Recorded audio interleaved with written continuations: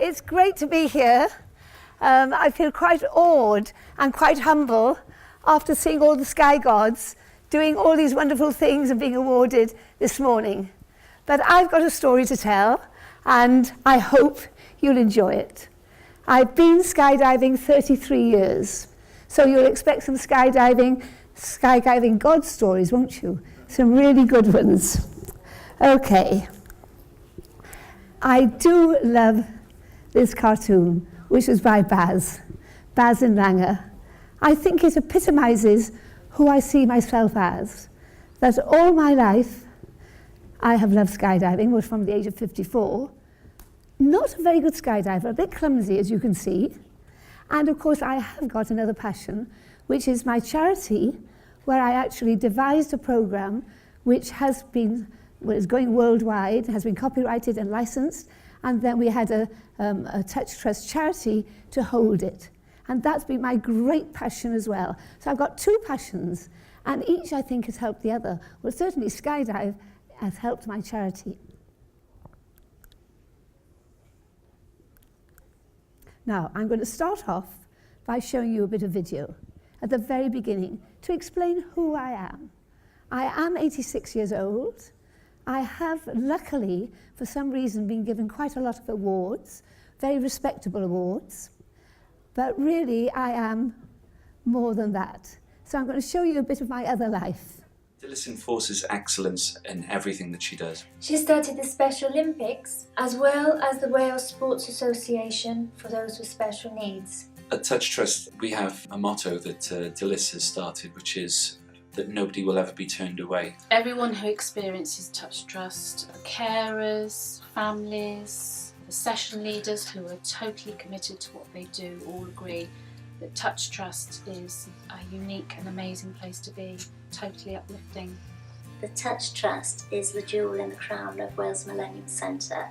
It makes us the most inclusive arts centre in the UK. I've witnessed Dilys's programme work absolute miracles with many of the guests over the years. Dilys also started the British Amateur Gymnastic Recreational Awards for those with special needs. Dilys has made the charity almost on a global scale.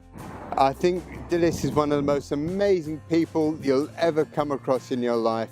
She's a doer. Caring for someone you love can be stressful. All you want for them is the best quality of life, and I truly believe that that is what we found in Touch Trust. Dilys's passion really is skydiving. She's the oldest female solo skydiver in the world. Dilys has raised so much money, an absolute substantial amount. What do you say to Dilys? I don't think that Dilys really understands the word slow down or stop. She will keep going, and that's the amazing thing about Dilys.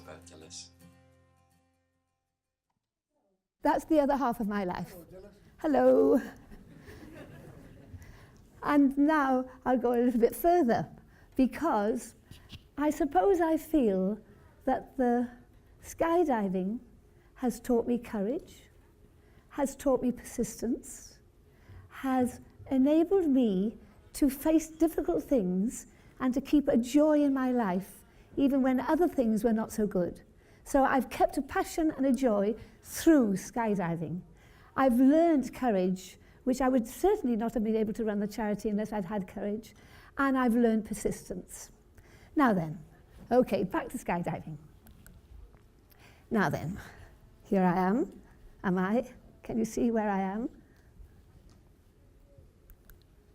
Can you see me there? Can you see me there? No, you can't, can you? I am not a good skydiver. Okay, that's me landing. Okay? Here's another one of me landing.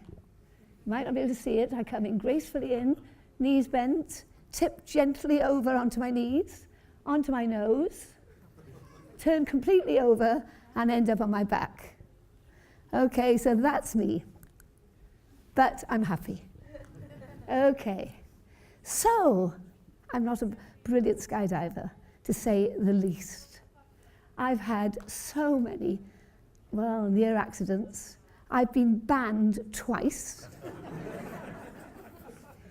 I've landed on the sign leading to the drop zone rather than on the drop zone. I've gone to reach 3 or 4 other skydivers who are waiting for me, only to go above their heads and make them all go into a burble and dissolve completely. I've fallen off planes with back exits, side exits, strut exits. In fact, I've even stopped all the activity of an aerodrome by gracefully missing the proper landing area, finding that there was another, and gracefully going over the runways, stopping all the aircraft, and landing safely, quite pleased with myself, on another landing area. So, you know, I've landed on a road. They had to come and get me. In fact, I think many times had to get me. I've landed in a rape field and got lost and come out covered in yellow, a bit of an angry wasp. So there are lots and lots of stories to tell. In fact, Ray was just telling me now, I did an AFF course and I'd made a few mistakes. And I gather that they used it in an AGM to show how terrible skydiving could be, and to put the tandem would-be masters off. Unbelievable, isn't it? And here I am, still skydiving. But it wasn't always quite as bad. And the early days, especially when I had nothing else to do but work at it, in Zephyr Hills, in Marana, I really worked. So trying to do a head down, I never managed that completely. I think I was training there for as freestyle. So, okay, so I loved skydiving and it was my life, and I got a lot from it. And I was really that much better, and I really had a good time doing it. But I'll just tell you, skydiving had made me a happy person. But I used to be really a person who was disconnected, who things were very difficult. I was divorced, I had a small child, I had no really available help, I had a difficult job, and I was disconnected. I was fearful, I was anxious. I had no real purpose, and I didn't have a passion. So I was in a bad state. Now I actually tell other people about this, because one of my missions is to bring skydiving to everybody. Because I think skydiving is a healing place. I think you are wonderful people. And in fact, when I was preparing this talk, I thought to myself, this is like a love letter. The reason I'm doing this is to say to you all, thank you.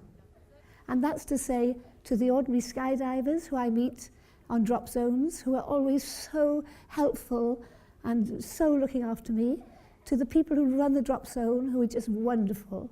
I mean, at one time I used to think, my goodness, I'm over 60, they will look at me when I come in as if they don't want me. Never, never, never, never, they looked after me. It's the people on the BPA committee. It's a wonderful, wonderful world, the skydiving world, full of good people. And in fact, my mission is to try and get everybody skydiving, because the world would be a better place. So there I was. Things went wrong, and I remember thinking, I'm too busy to relax, I'm too busy to do anything. I never thought about skydiving. It would have terrified the life out of me.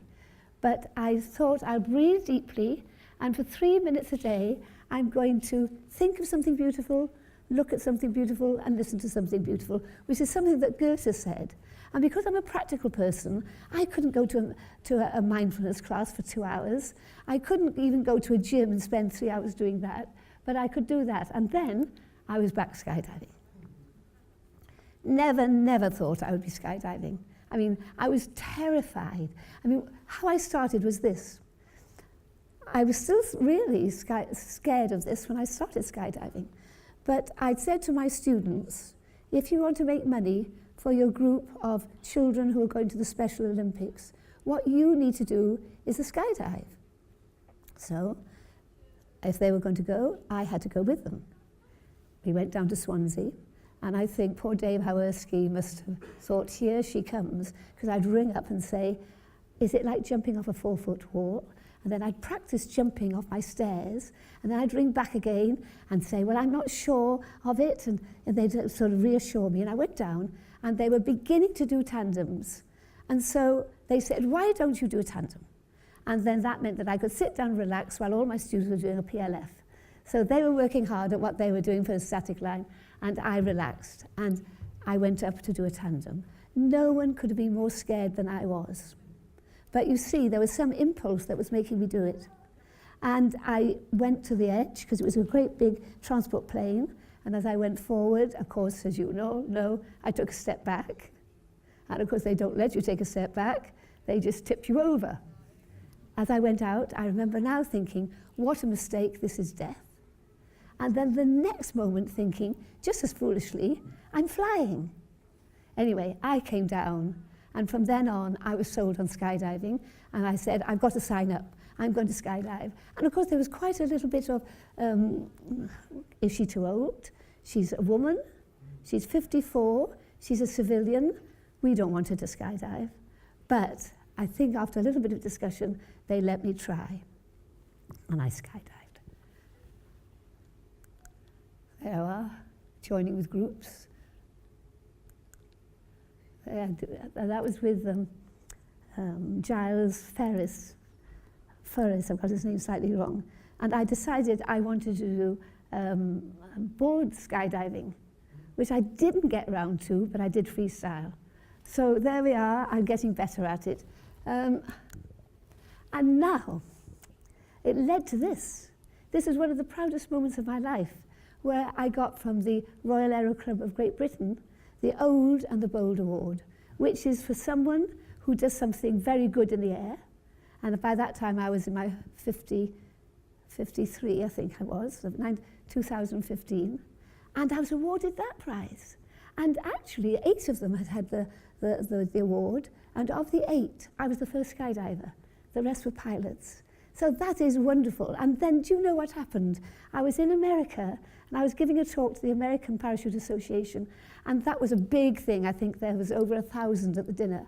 And while I was there, Tony Butler came along, and he came to me, and he gave me a kiss, and he said, do you know, Dilys, I actually voted that you shouldn't be allowed to skydive, but you proved me wrong. I'm glad you did. And I'll tell you a little bit more about not skydiving, about not being allowed to skydive. I came out on 2 parachutes twice. One when I was doing the training, and it was the last but one. And of course it cost quite a lot of money. And I remember thinking, I've got to get this one done. And I asked for 2 altimeters, because they used to give me a chest altimeter, and I couldn't see with a chest altimeter. So I always had a wrist one as well. And on this occasion, they didn't have a spare one, so they gave me the official one, which was the chest one, but not the other one. Went up, thought, I've got to do this one because I don't want to spend any more money. And the last thing I had to do was a track. So there I saw my instructor doing that. And I thought, I've got time, I can still do it. And I tracked. And I tracked well, didn't get anything wrong at all. But when I went for my pull-out, I was in a little bit of a rush, and my AAD came out. And I came out on 2 parachutes. And the young instructor climbed over the fence to the field where I was with a lot of cows and said, you're going to be fucking killed. But in fact, I wasn't quite fucking killed.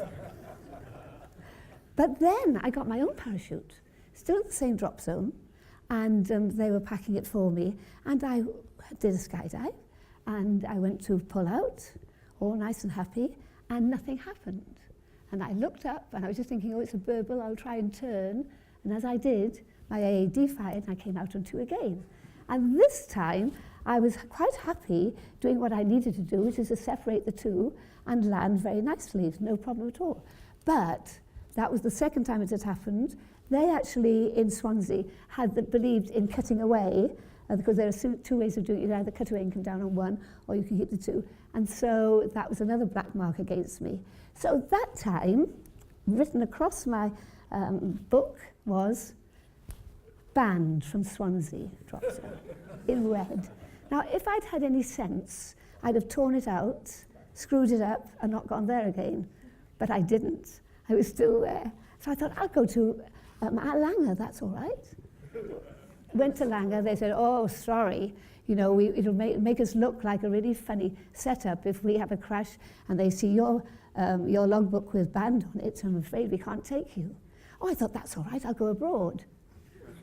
Well, it seems I couldn't probably go abroad. And then I thought, well, I'll retrain.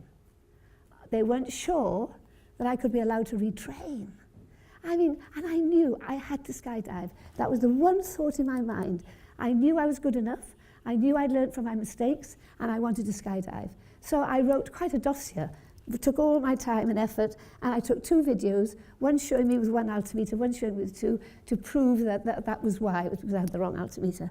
And the night before, that's when I think it was Chris, who was very much supported what I was doing, and Dave Morris. They both thought I was steady. And Dave Hickling, who has also been a great support, rang me and said, it's all right, you're allowed to skydive. So I was saved. But that's what my start. And you see, it didn't get much better, did it? Okay. Now, I think I was probably at the end of the pioneering days. And, you know, look at the helmets everybody wears, and all, you know, the parachute so big and heavy. And I remember in America jumping with my great friend, Bobby V. Now, Bobby V was a real pioneer. He'd been jumping for years. But he would tell me how he'd started by packing the parachute and putting it back to front on his kit and trying to fly his parachute back to front.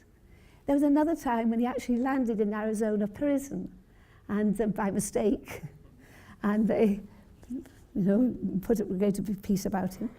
I would go down with him to a bar, and he'd say, we're planning now to do a demo in this yard by the bar, and it would be full of telephone wires, if not power lines. I did what I suppose was the beginning of halo jumping. It was a very special, we got this plane, and we were going to do a high altitude, 25,000 feet jump. Now, to do it, we had to have an AAD. Now I'd got a new parachute, a smaller one, a Fury, and no, it wasn't a Fury, and I didn't have an AAD on that, because I liked that moment of just knowing that you could pull it and opening it and not having an AAD. But for this, I got an AAD, and then we went out 25,000 feet. We were in the plane ages because the pilot was trying to spot, and he couldn't spot very well, so we all had oxygen masks on. And then he'd say, all right, they're ready to go now. And we'd take the oxygen mask off and be ready to go. No, that's wrong. We'd all go back and put our masks on again. So by the time we actually went, I always remember, I was on the edge there and I was passing out. Because the moment you fall, then the oxygen rushes back into you and you're okay again. There were 4 of us, a Chinaman, American, and there were 2 British people. And it just went on forever. Wonderful. I'd love to do it again. And I'd love to do it properly. Now, again, it wasn't as it is now, although that's quite a recent one. But you see, when I was in Florida, I remember they would be taking drugs before they went up in the plane. I remember seeing one man slide down a 2-story building, quite out of it. It was a very casual time. I remember another time going to standing by the plane, and of course they didn't really check you, and I was quite inexperienced, and a German came to me and said, you haven't got your straps on. I could have just fallen out of it, you know. It was just by chance that somebody saw it and made me put it back on again. So it was quite a different time. I was in the Californian desert, and the manifest was a tent, and then they'd say, you must make sure that you can cut away when you land, because there was a constant wind. So, you know, that was part of the thing they had to do. I remember being in Illinois and going to a very small drop zone where, as was not unexpectedly, they'd ring up when they had enough for their Cessna. And then they'd say, now none of us have got altimeters. We've lost them or they've got broken. Have you got one? And so I was the only one in the plane with an altimeter, you know? But they were lovely times. I met very special people. I met Uri Geller, Tony Uri Geller. I think I skydived with him. There was Mike McGowan, skydived with him. Even Bill Booth. I didn't skydive with him, but you know, the three ring inventor, but going to his party. And in the lake was a seaplane. I mean, you know, it was just a fun time where we really had a great time together. But there were also lovely times. I mean, I jumped out of a balloon twice. The first time, I hardly had skydived at all, really. Didn't know much about skydiving. I was looking for my goggles, putting these on. And this little group of 6 young men came in, making a lot of noise and being very assured. And they were saying, no, not quite high enough yet. No, not high enough yet. 600 feet, they jumped out. You know? And then the second time, it was for a film that I did.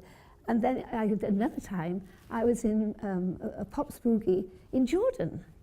And there we jumped out of a Hercules, the first civilians ever to have done so, and landed in the Wadi Rum Desert. And then they had 4-wheel drives and camels. We went off and had a Bedouin feast, and it was my 65th birthday. I mean, you know, just wonderful. I'll just show you this. Again, so early days. I was, because I couldn't do the board, because Giles Fabrics had gone off to America, I was trying to do freestyle, and Tony Danbury was a great help to me, and I worked really hard at it. I went to the swimming pool, and I practiced in the swimming pool, which of course is ridiculous, really, because that's very slow. Where there was nothing like a tunnel in those days. I think we had a temporary one in Zephyr Hills that they put down at the end of the summer. But there we are, I practiced that. I went to mind mapping courses, and I remember I had to imagine my fear was like Mickey Mouse on my shoulder, and I had to say to Mickey Mouse, get off. I mean, silly things, I'm sure it did help. So there we were in Hibblestow, and we were ready to do the freestyle. And we thought we would be the only competitors. So, okay, well, I might even get a gold medal. You know, they'd have to give it to me. And at the last minute, Tim came along with his partner, and so I got a silver medal. He got 86, and they got 86. I got 46.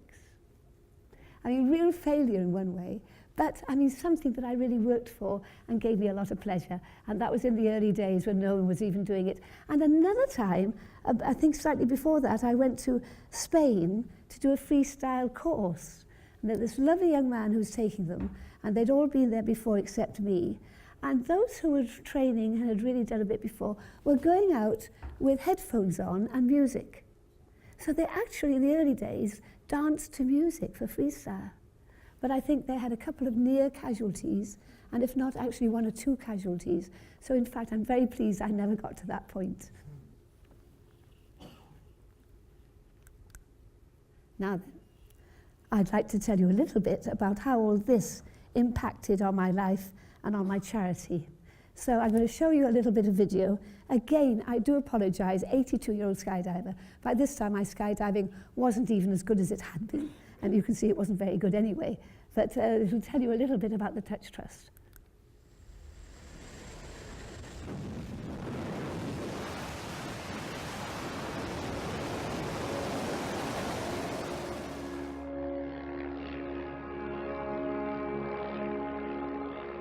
Other people would laugh at me. In fact, all my friends say, we worry about you, Dilys, you know. And even coming up this weekend, somebody said, oh, now be careful. I think that's ridiculous. What a better way to die, having fun. I am a world record holder for being the oldest woman skydiver in the world. I think if there's only one way, it's down. So even if I've got slight absent-mindedness, I'll be all right. I don't worry that my carpet is rather threadbare and old, as long as I'm skydiving.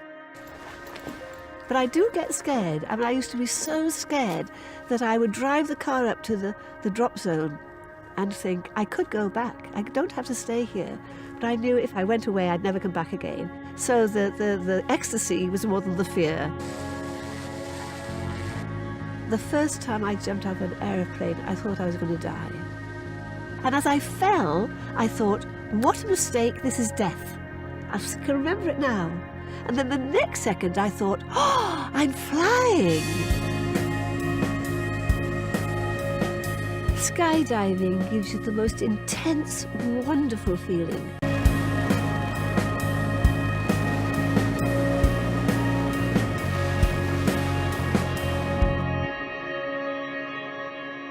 I think sometimes we get pulled down by fear, we get pulled down by necessity of work, and it's a mistake. But having done the skydive, I learned courage. I learned to go. And that has been the biggest turning point in my life. And I think the courage has helped me to run a charity which from scratch is very difficult. They say most charities fail after 3 years. And I knew that I had a programme that affected for the good very profoundly disabled people and made them really much happier. And that thrills me. I believe we all have a purpose in life, and I believe the Touch Trust is my purpose.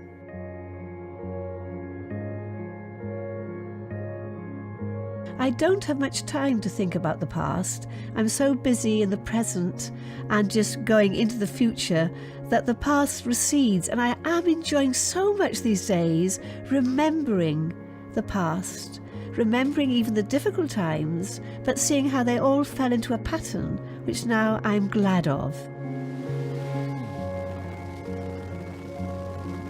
You're a bird for 50 seconds, and imagine you can go to 140 miles an hour, you can do a barrel roll, you can flick, you can move here, you can move there, you can join up with people. It is unbelievably wonderful. I won't stop till I know it's not safe. But for now, I'm safe and I can do it, and I will do it for as long as I can.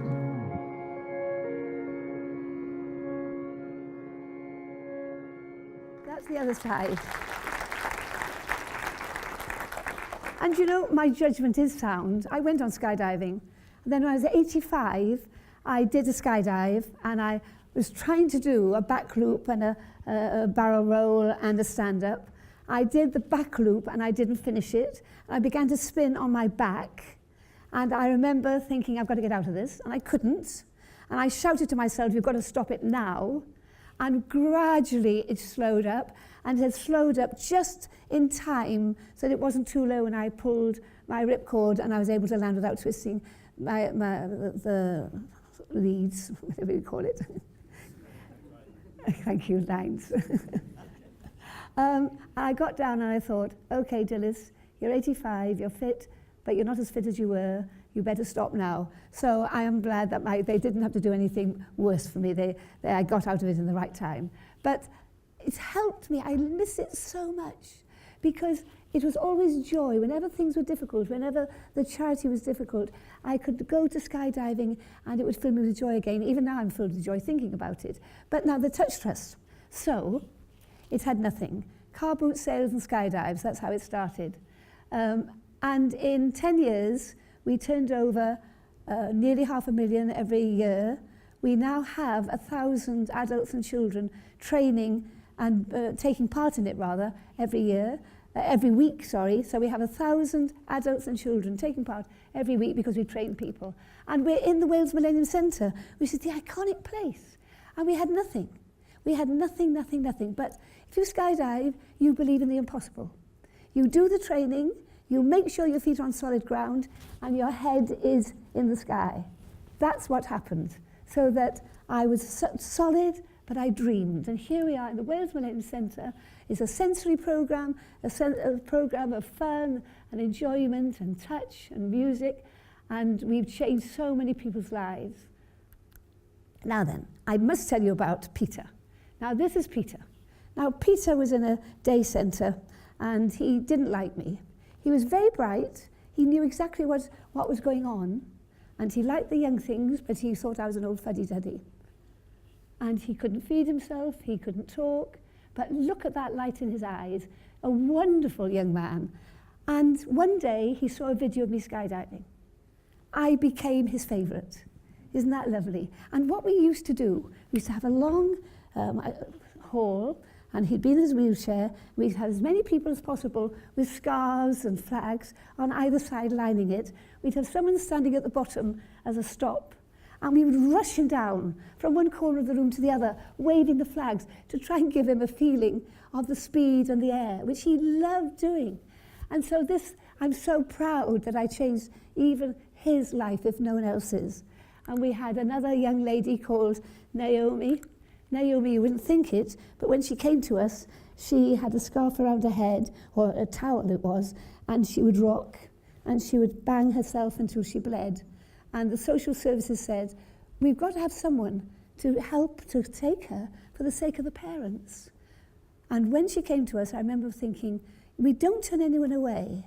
We were working with the groups who couldn't go anywhere else because they were considered that they wouldn't fit in, or they themselves didn't want to be anywhere else. So we were working with the most isolated.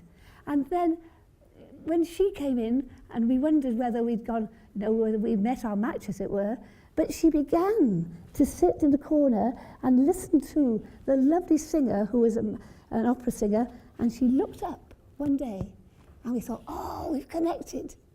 And now she goes to the opera, she sings like a Mongolian singer, she sometimes walks even, she's really getting much more able, and her parents who adopted her, they were amazing too, said for the first Christmas she's been with us, because she allowed herself to be with them.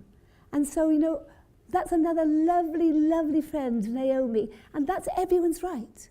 So that I'm still working on the impossible, that I'm trying to get this to the world, and I'll tell you a bit more about that now. But such happiness because for us, because others with me believed in the impossible.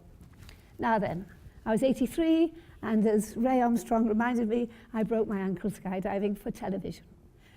Actually, it was their fault, because I did a skydive, they'd hired the plane, they'd hired the video man, and they got what they wanted. Then they said, but we would like another shot.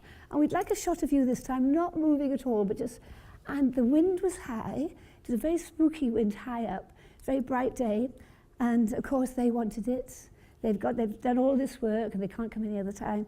And I said yes. But when I was up in the plane, I remember thinking, I'm tired. I don't want to be here. And I came out, landed, came around perfectly, landed perfectly, but there were thermals, and the thermal actually collapsed the canopy. And I landed a little bit higher from the higher ground, and I just heard a little snap, and I'd broken my ankle. And of course, nobody came to get me, because they all know that I say to them, I take a long time to get up. So, don't wait for me. If you don't see me, that's all right. I'm just staggering to my feet. So they thought I was staggering to my feet. But after a little while, they thought that's a bit too long a stagger, and they came, and there I was. The lovely thing was, I'd never had a helicopter ride, and I got these lovely air hospital. They put drugs in me, so I was on a high. I was saying, thank you, thank you, thank you, going into the helicopter, looking out, thinking, whoa, I'd like to jump out of that. And I ended up quite a long time. I think it was 3 weeks in hospital in the Langer, in the skydiving ward. So they all came to visit me, because that's the ward they all went to. And then back down in Cardiff, because they couldn't find the right way, because I live alone. And it took them some time to sort things out. Now, you see, most people at 83 would then begin to be institutionalized, but not a skydiver, You see, we are healing. I think these are centers of healers. And I think actually you are all healers. And I'm sure if you look at your own life, many of you will know that you were at some time in a bad place, and skydiving has helped you. So, I have got a mission now. And I really feel that I'm an ambassador. If you like, it was perhaps the worst thing that happened to me, and it was terrible. But in another way, I am now giving skydiving motivational talks about living. I'm still with a lot of you here having fun, and what turned out to be what seemed to be the worst has actually turned out to be even the best at the next stage in life. So there I am now, the oldest and the youngest skydiver in the world. She was just 16. I had the Guinness Book of Records, and we were raising money for our charity.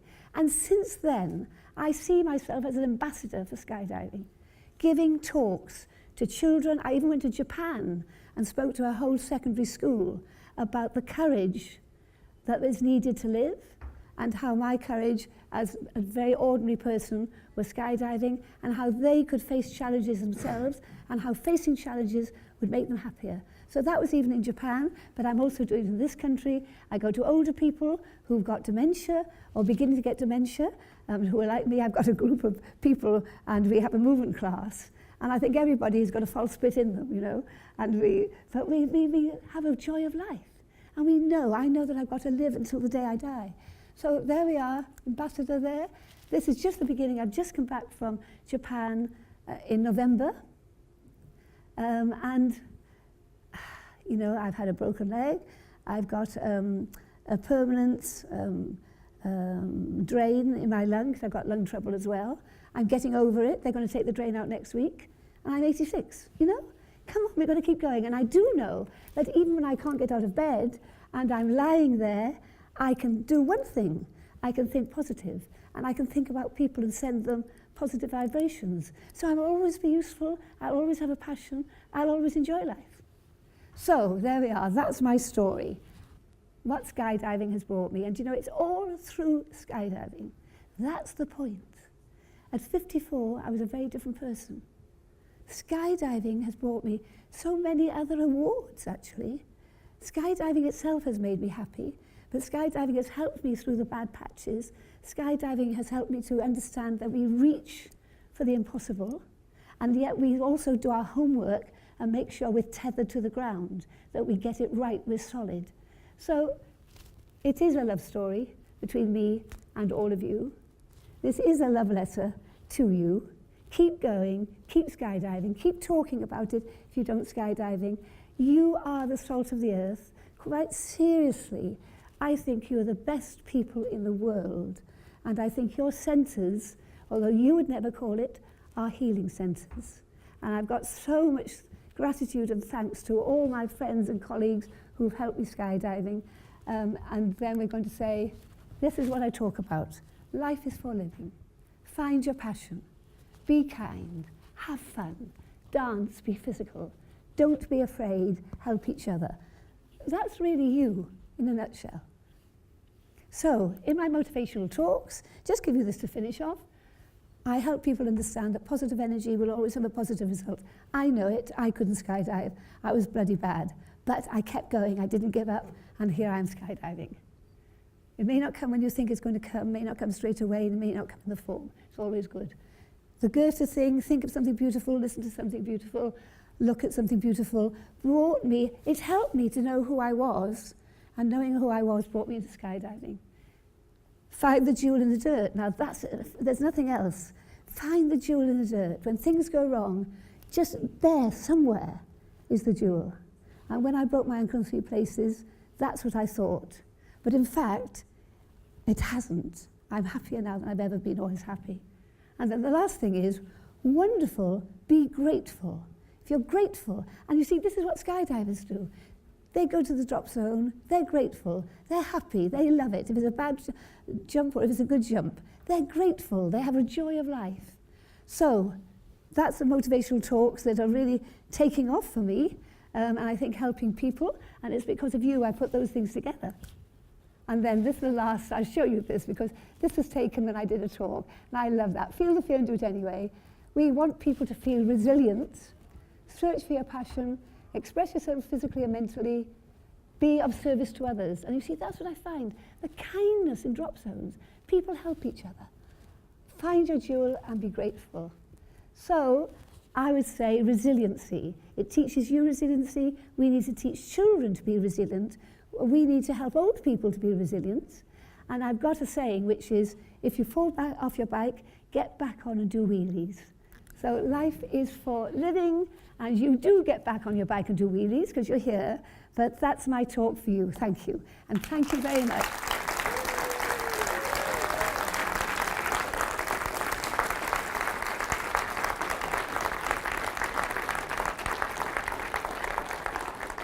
Are there any questions?